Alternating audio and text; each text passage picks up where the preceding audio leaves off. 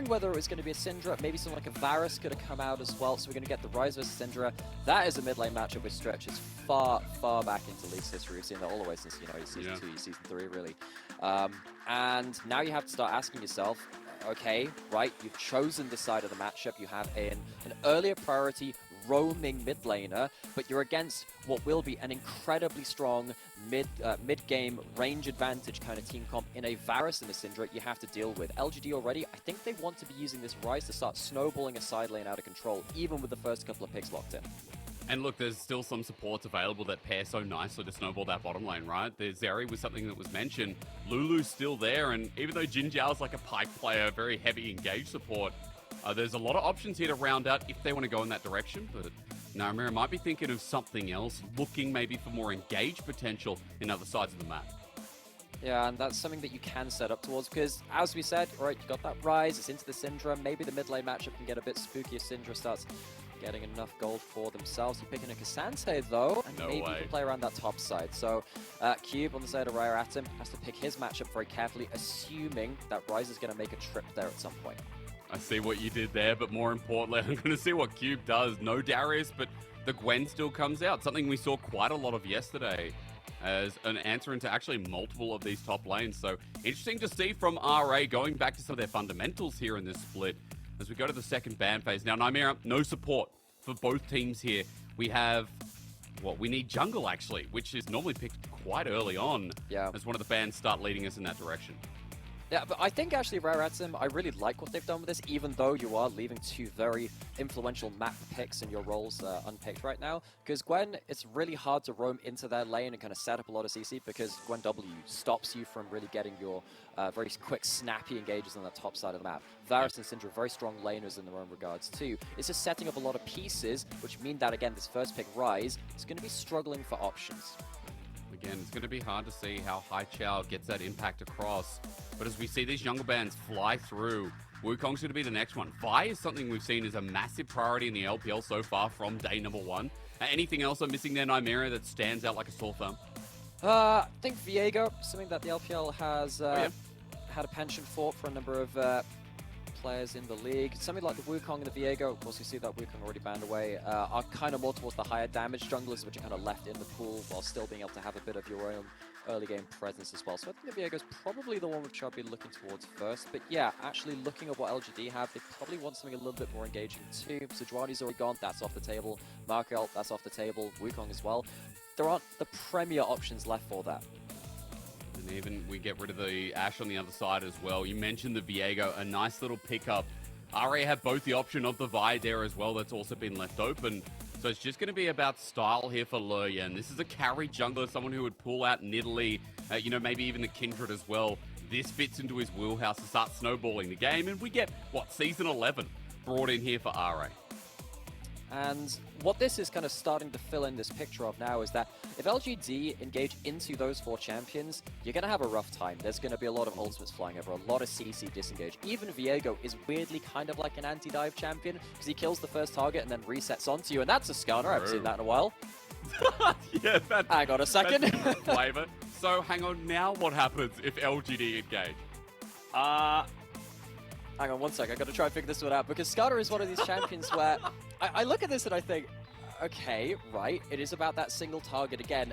I think it gets very difficult if it is still into a large grouped up team of Rare Atom, because you have a lot of picks which can CC you down and burn down that first target. And Skarner's no different in that sort of role. Do you think, though, if you catch someone out before that 5-man unit gets together, though, then you can start using your Ksante's mobility, Ryze's Realm Warp and Priority, Zeri dashing over walls, to start picking apart pieces before they start to come together. I think LGD, they want to scrap before the fight starts to build. RA, if they get like 3-4 people on the same screen, they're probably in the advantage. I like that though. Pick apart the pieces here for LGD. Nice pick with when you have Ryze for Realm Warp, when you have that Skarner on the other side, with Meteor's debut back in after 3 splits of being off in the LPL. This was the BLG jungler that was the strongest member of the unit. Be absolutely okay. Nymeara, you must be good juju, because seeing a Skarner on your first game, I mean, that's just out of left field. I do love this though, because it it just challenges the way that you think about the current meta. I actually haven't seen a single Skarner game in any of the kind of more pro-organized matches which I've seen on this patch so far. I think it's a bit of a risk. I think it is, because, again, you need to be very coordinated with your team to not get caught out of position, to not be that first target getting nuked down by Varus ult, by the Syndra coming through as well. But the potential's there, again, to really threaten what Rare Atom want to do before they start forming that phalanx. So walk me through on the other side then, because the Strive peeks on in to try and get an orb down and get a pick, or at least some vision. Run me through RA and how they can kind of snowball this game, because there's a lot of resets, there's a lot of, I guess, potential for them to take over if they can successfully get that 5v5 that you were talking about before. Well, they have three very strong lanes. Gwen into Ksante, that's not one which you're going to particularly win or lose. I think it's a fairly even matchup as far as things go. But Syndra, Varus, very strong laners if they're left alone to do that. What that means is that you actually have three lanes, which are very difficult for Haichao to really get out onto the map and affect them in the way that Ryze particularly wants to. I think that's where it starts, that strong laning phase, to stop LGD getting advantages through side lanes. I'd like to have a look at LGD and what they do with that level 6 then. So we'll just wait and see when Haichao picks that up. As the top side, as you said, not much to look at with Xiaoxu, who's debuting in the league as well, by the way. We saw him a little bit before, but on LGD, first full split, you'd say, coming here on this roster is some good trading.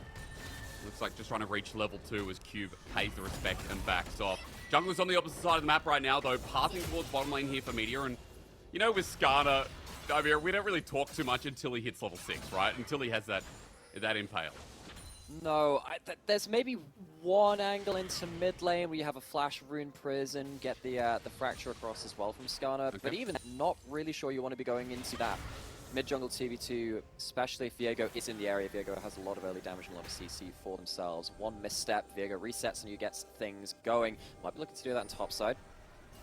Yeah, earlier than expected. At least this is the level 3 jungler coming through. The flash not coming in, trying to burn one from Xiaoxu, but he doesn't have one actually, as that's a Zenith Blade on the bottom side with Ignite forcing out the flash.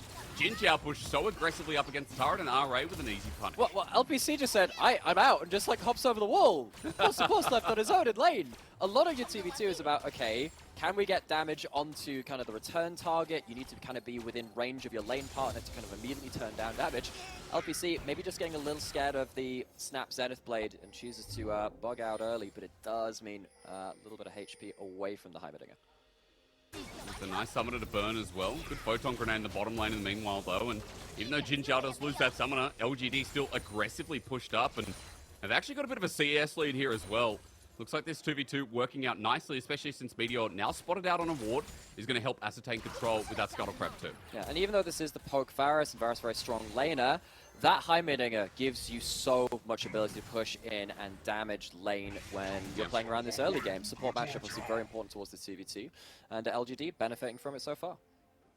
Kind of crazy that we're seeing, you know, more and more Heimerdinger, right? Even through off-season. It's been something that's just been persistent since World, since Beryl brought it out at World, and everyone's thinking, man, the lane presence of Heimerdinger is just insane. And the way Nymeara, the utility is crazy. Yeah, because that utility, the way I describe it is that Heimerdinger fills a very niche spot of being an anti-carry. It's not like he will kill your backline, but if he ever tags them when he's got a Ryze built up with like a grenade through the front line into your backline, it just stops your carries doing what they want to do. You're not a massive engage pick. You're not like a Leona, which is picked on the other side. You're not necessarily going to be great at peeling all the time as well, but you just stop the carries really functioning in that same way, and that's value enough alongside that early game prevalence. And people kind of forget that he gets ward so early as well, right? Like, because of Frostfang, because of the easy stackability of that item as well. For a second, I thought you were talking about his turrets, and I'm like, they're more than just wards. But yeah, that is obviously very true as well. Lots of fun. They do that too as well, though. You're exactly right. But no, you know, the ability to put down wards early on, thanks to how you can stack that up, is kind of incredible. As we are just watching Dragon spawn. It's going to be a mountain towards that bottom side. And right now, the Scuttle Crab is secured by LGD, but no one looking at it too seriously. And I wanted to ask, now that we're at the 6 point here, Nymeara, we talked a lot about Haichao and impacting the sides of the map. Just note that Strive is 6 as well. Strive is 6. Of course, Syndra is a champion that needs a little bit more time to get online to a very scary kind of nuke point later into the game. Not quite at that point yet, but we'll track that as it goes on. Ryze not in range right now to impact what potentially could happen around that red buff, though. Southwind and Leyan starting to just combo up, make sure they can get some presence around the dragon. Now going to be spotted on a ward though as Leyan tries to hover around this bottom lane. Starts up Dragon with Strive seemingly getting the push in mid too, so as this gets started away, you see that Meteor's still clearing the bottom side and doesn't really have a response right now. Pings are going down, but I think for LGD, they might be a bit too late to get a response here. Okay, unless you've got some kind of realm morph angle, try and split apart the directions a little bit. Strive caught out, but Meteor, again, doesn't have that 6. Okay. Well, 3 HP. The smite does help out, but you're right. The angle in the end wasn't enough, so first Dragon does go to RA. I think if that fight happens, 30 seconds to a minute later, maybe that does change a little bit with something like a Skarner flanking through a realm warp, but not pushing their luck or LGD at that point. I think that's fine. Again, you don't really want to throw yourself at a Viego and get reset on just yet. No, not given that possibility is Meteor's just going to be backing in the end as well. Pretty close to level 6, 1 camp away in fact, so keep an eye out for that Skarner as well.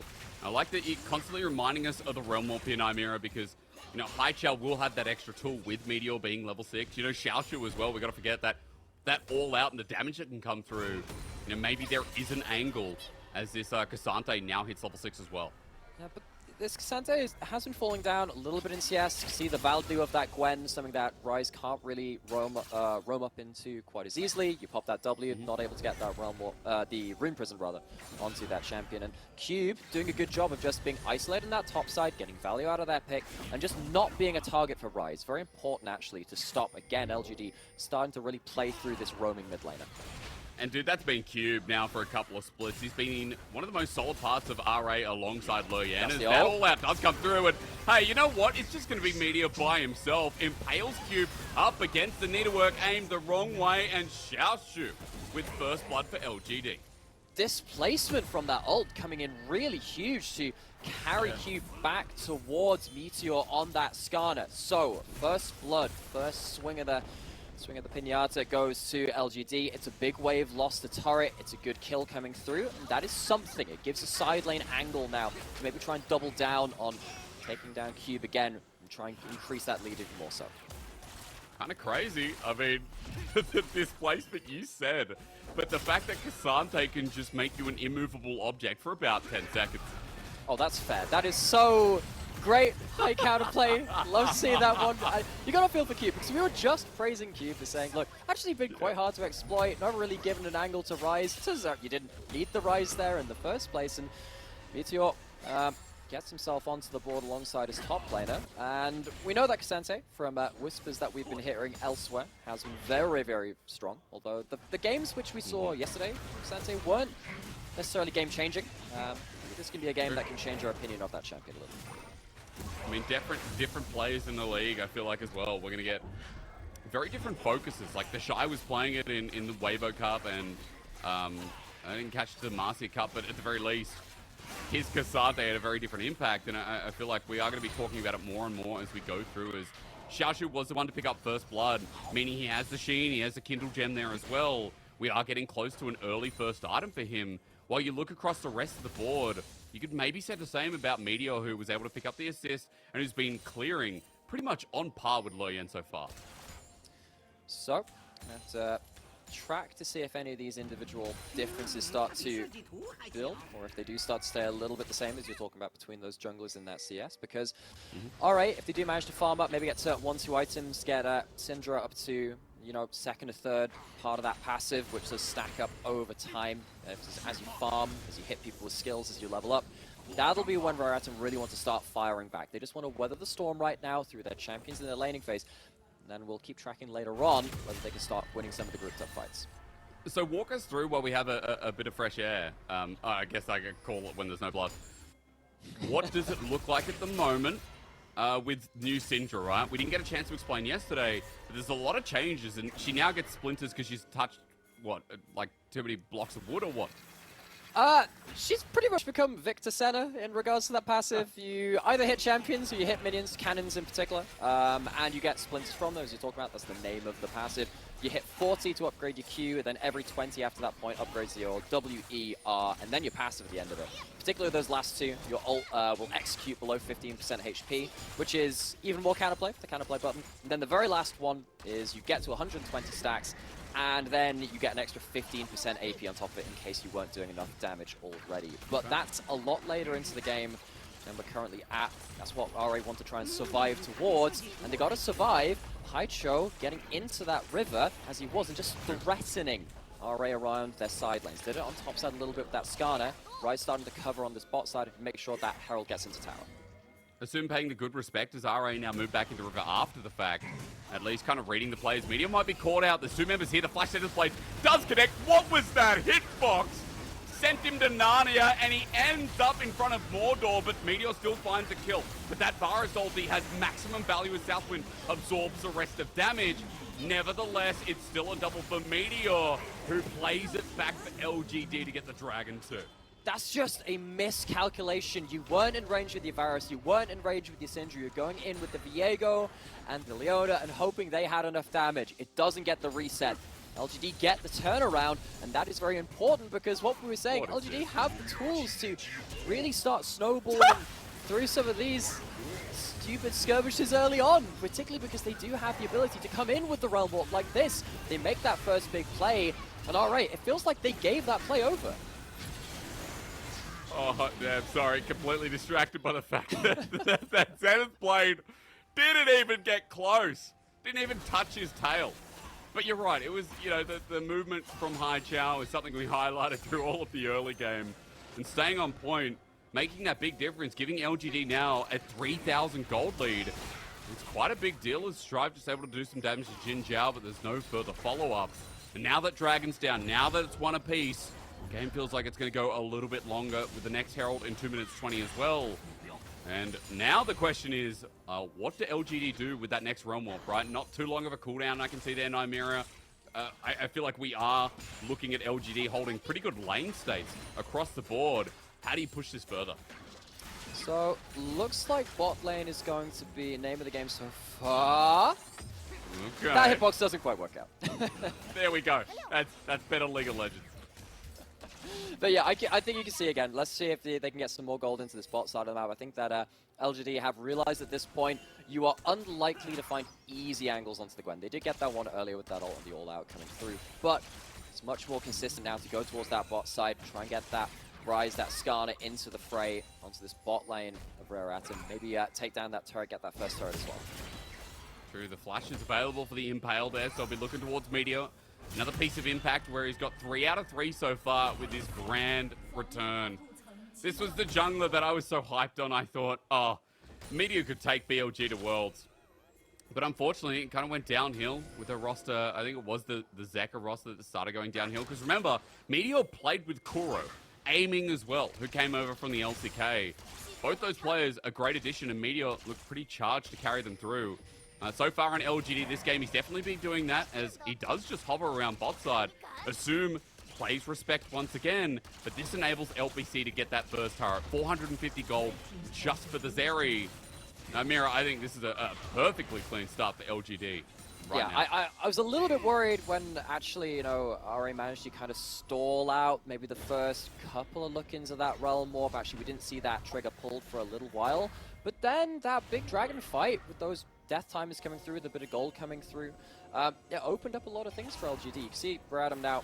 I think they've realized they have to stick in numbers. I don't think they can really try and walk into Fog of War against this Skarner. So that's where they're starting to group up. They do reclaim some vision, maybe can get towards this Herald, stick on the objective and use that range advantage they currently have to try and claim that objective. And that seems to be the name of the game currently. They do have item spikes coming through, in that, the first item rather, for a lot of these core carries. And we talked about that Varus being poke Varus. I think we're going to see some of that damage start to come out as LPC with a good dodge away there. Arrow gets charged up, left behind. RA now moving to match this mid-wave. But Xiaoxu walks down. And as LGD try and clear out vision, they're going to 5v5 for this Herald Nymeara. I'm kind of wondering which way it'll go. Yeah, you can see the threat which LGD have. Organized retreat from RA. They don't want to stick around, don't want to put themselves in a bad position, but they've given up position on the Herald. Well, as it goes down to 3k, trying to poke them down, looking for Sssum to send out the ulti, but he's holding off and out. 2k, Cube walking in, solo flare. Not hit, it's stolen though. Cube just snips it away. Meteor unfortunately still has the smite available. And that was a nice steal. However, not getting the Herald Eye. but still at least taking away the goal. But Rare Adam had already given up position on that objective. You can see they were scared to try and really face a front-up fight at that point. Understandably, you don't want to walk into that Skarner ult and get yourself kind of a snowball fight running away from you.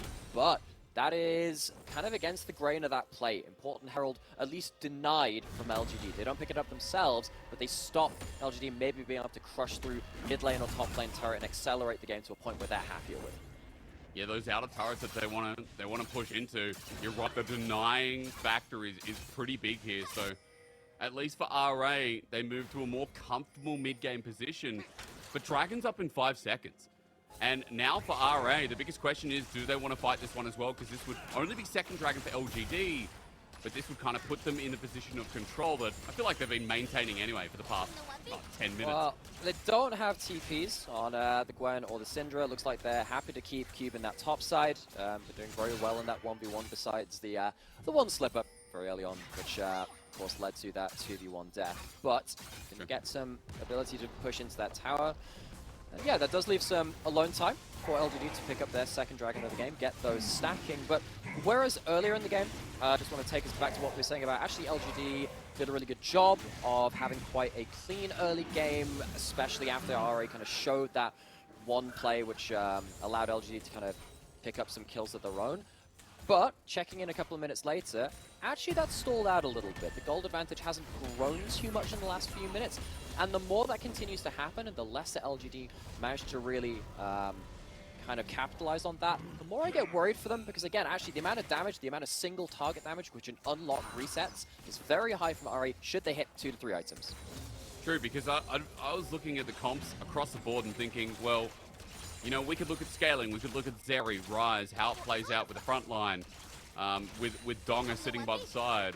But the side laning pressure, pretty big from RA here, Nymeara, because we know how Gwen is late game and how hard it is to match her. We know Syndra now as well with the splinters, the new passive, kind of adds a bit more late game prowess into her as well. So good scaling from RA, you're saying? You feel like it's the damage that really has to be concerned as time goes on?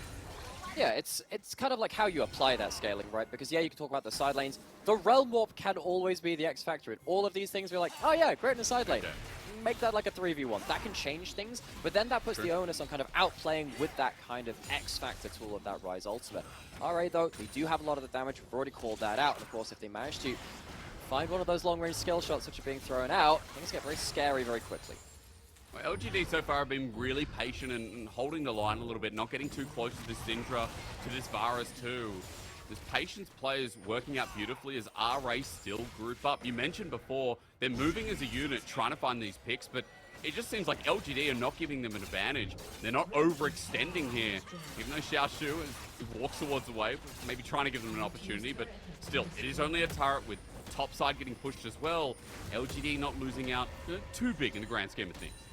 Yeah, I think right there, RA playing a little bit cautiously. I think what they were doing there is, again, trying to play with these very groups of men, but Meteor going to pull the ult.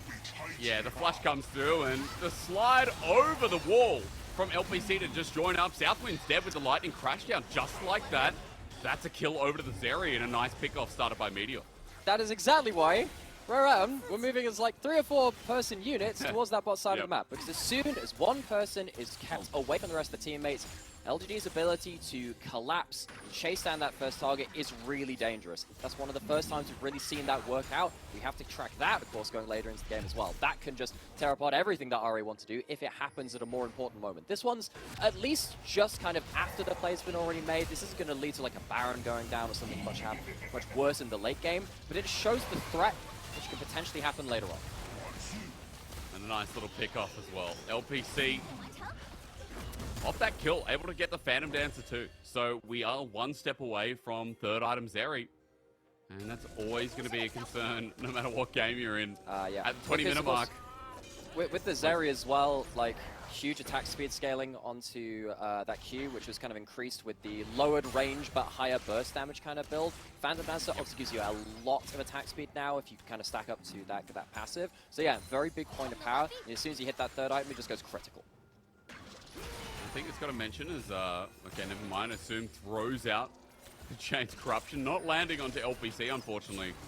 What's the timer like on that one? We're watching it tick down, but it's 1:20 till Dragon, so when ultimates like that are thrown out, I get a little bit concerned thinking that they won't have some of their key tools to pick apart the pieces that RA desperately need. Well, one thing which can, of course, add into that as well is, of course, what's happening with these side lanes, something that you brought up a little bit earlier. Ryze being able to transition into that side lane, being able to realm off away from the side lane, it has the teleport as well.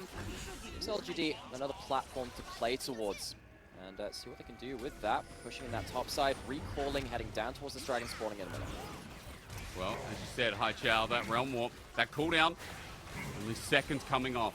Meteor, note that he has his Impale back up and available, and the flash as well for every Skarner main. To, I was going to say sympathize with, but probably to enjoy it alongside with him. 30 seconds till the Dragon, Nymeara, bot side getting pushed top by Cube on the other end as well, to try and get some priority here. But LGD are moving into a river as only a 3-man for the time being. And it looks like RA are just sticking as this 4 consistently everywhere on the map.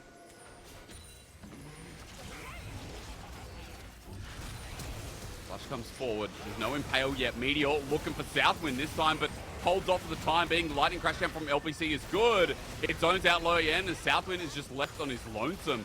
It's LGD who find the quick pick before Dragon are on Soul Point, and RA just have to scurry away.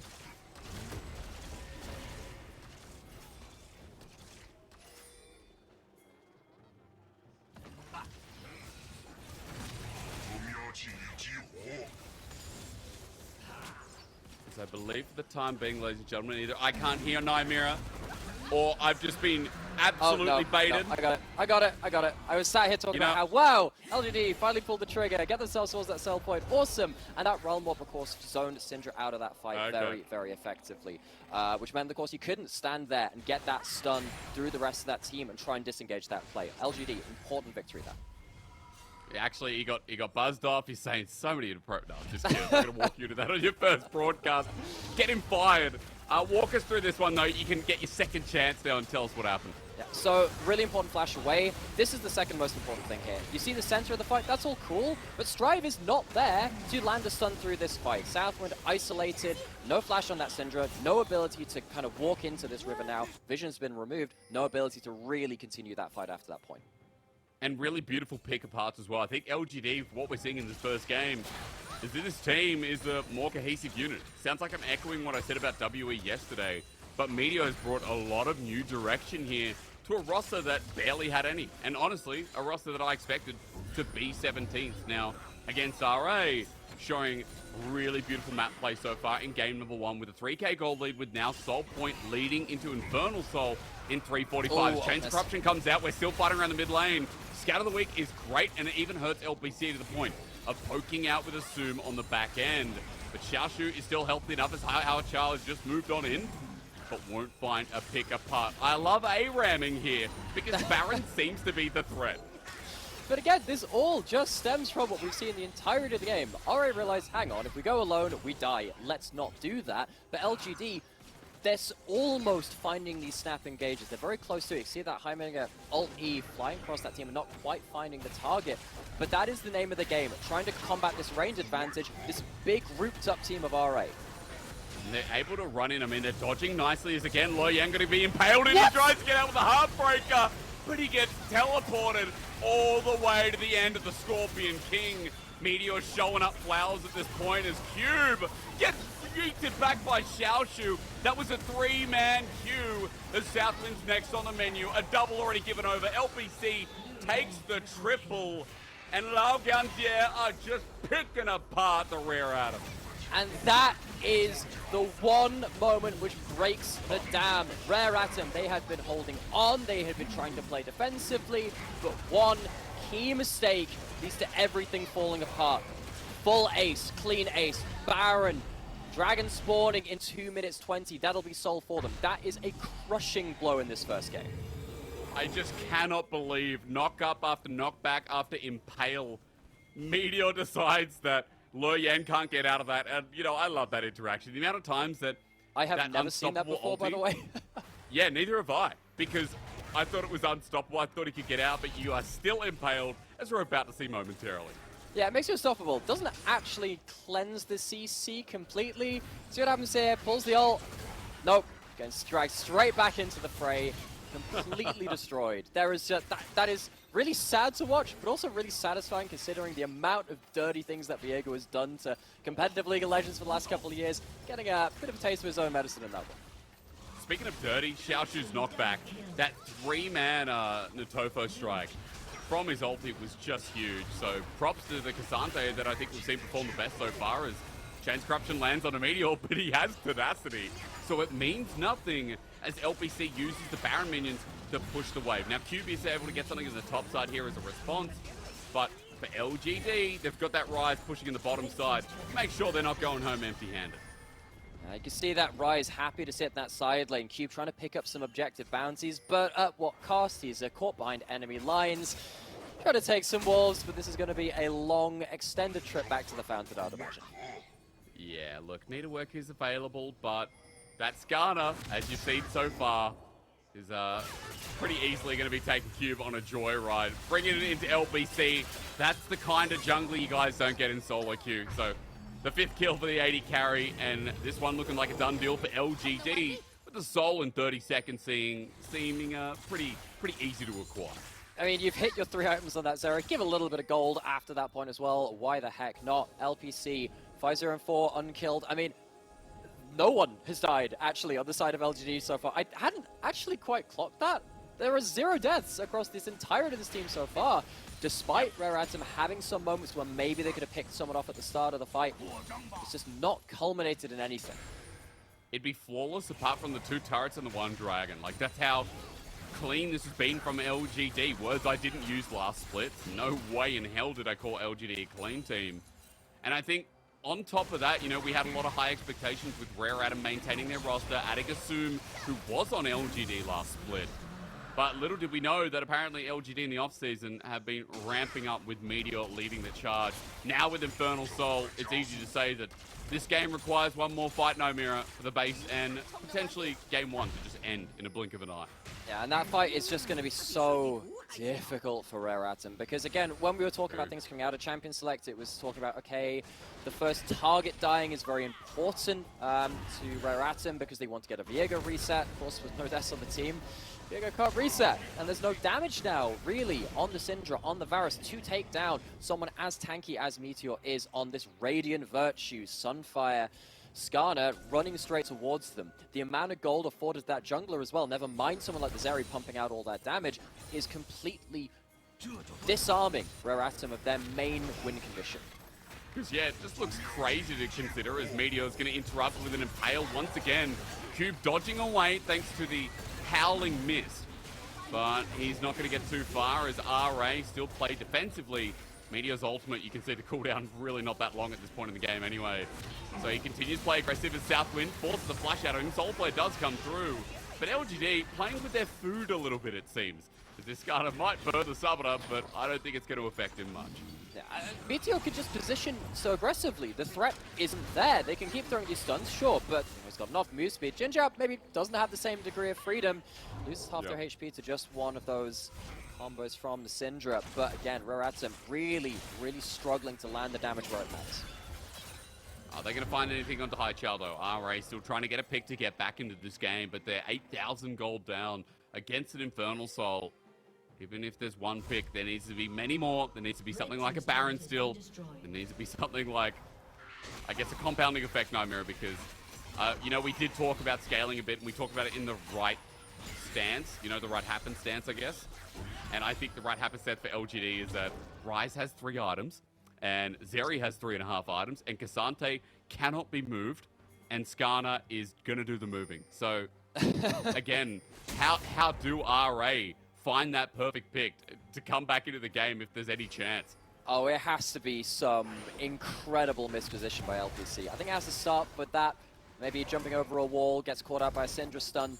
I think that's what you're looking for, but even then, there's a stopwatch to make that even harder, so it needs to be very tight timing for Atom to really finish that Zeri off before that CC ends up kind of finishing, and even then there's a cleanse. The more I think about it, the harder it gets. Hysterics, it's not really easy to happen, but maybe if Zeri positions badly enough, that's where the magic happens for Aratum. It is a slim win condition, but Also, it's the best they a got. stopwatch there too. Just a note.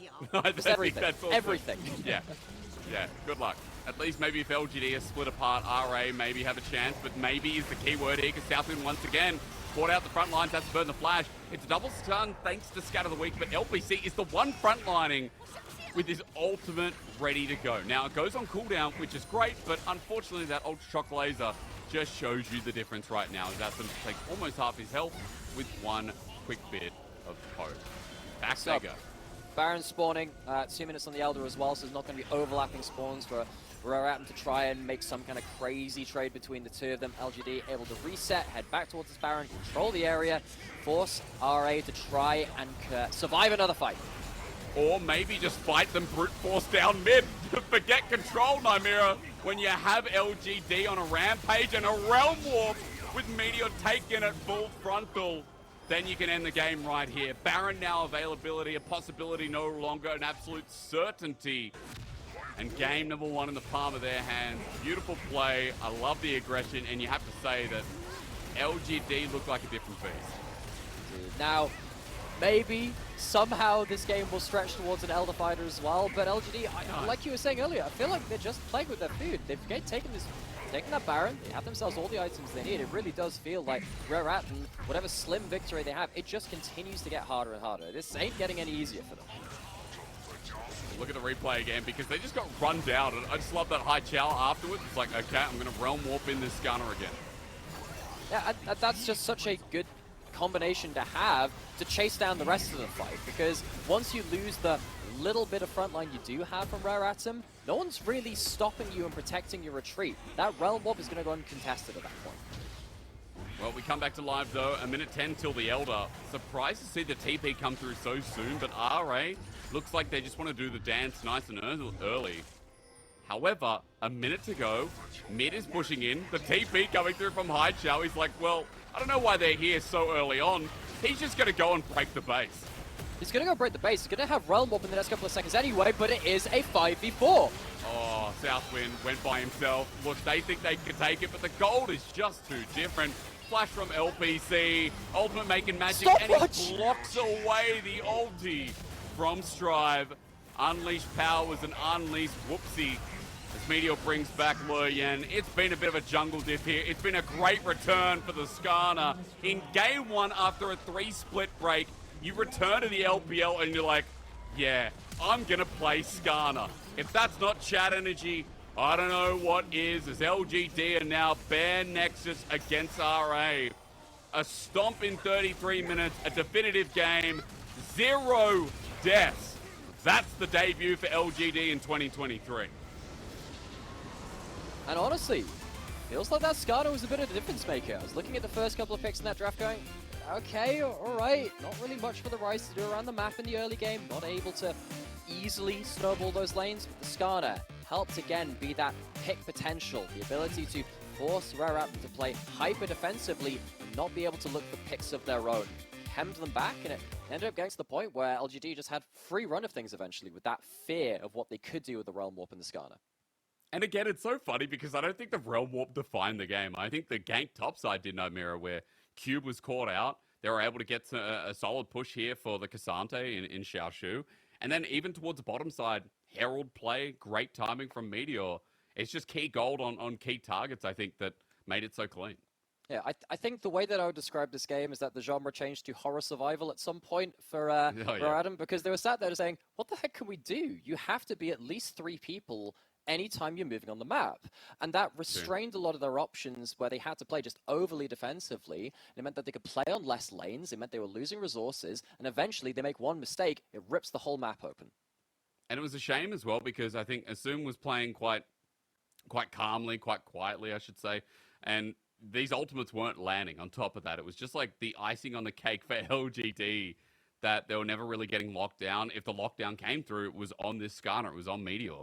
So each and every time this Skarner probably cheering because so much of the utility was burnt on the target you really don't want to lock down. A really nice win for LGD. And I will say on top of that, you know, Haichao played a solid Ryze game, but I think we can give a little bit of credit to, you know, the bottom lane where LPC had a really solid Zeri game, which after getting funneled, just cleaned house.